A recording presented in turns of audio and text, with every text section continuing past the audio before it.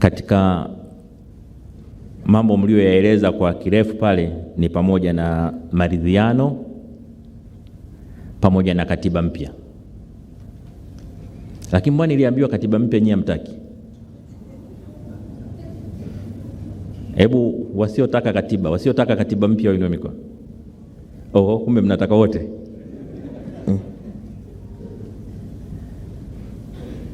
Sasa hebu niseme kidogo kwenye hili la katiba.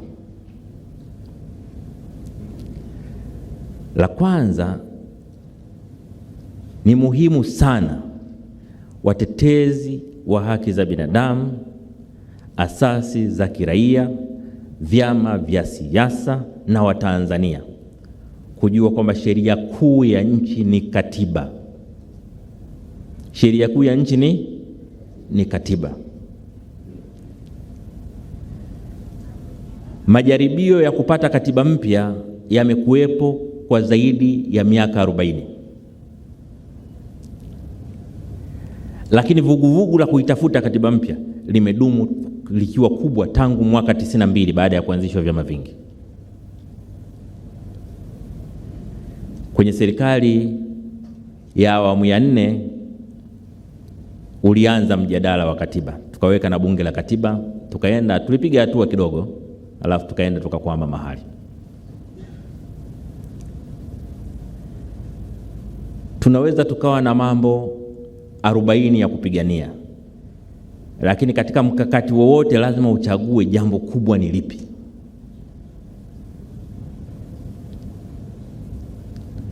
Kwa mfano sasa hivi ukisikiliza madai mengi ya watu mbalimbali, unakuta wamepanga mambo 10 kwa pamoja. Hushindi vita ya mambo 10. Lazima uchague kubwa linaloweza kuyabeba mengine yote ni lipi. Na katika utawala bora katika nchi, kitu kinachoweza kubeba mengine yote ni katiba.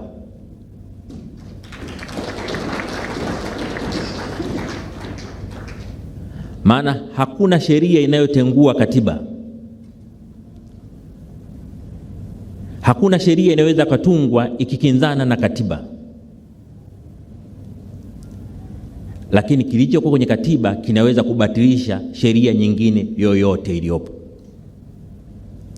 Ukishaunda leo katiba mpya, sheria zote ambazo zipo na zilizotangulia kuwepo zinazokinzana na katiba ile, siku ile ukipitisha katiba mpya zinakuwa zimekufa hizo sheria zinazokinzana na katiba. Ndio maana kama nina kitu cha kuwaambia Watanzania, ningewaambiwa hebu makamu wa rais waambie Watanzania jambo moja tu. Wakisema una jambo la kuwaambia Watanzania moja tu, unapewa nafasi ya mwisho, sema moja. Nitasema pambaneni mpate katiba mpya.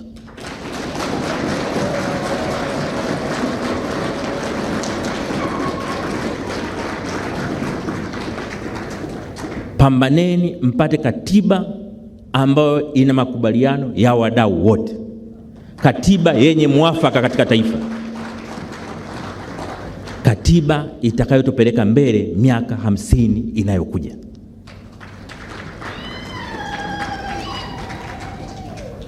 Katiba ambayo kila Mtanzania popote alipo atajisikia fahari kujitambulisha, mimi natoka Tanzania.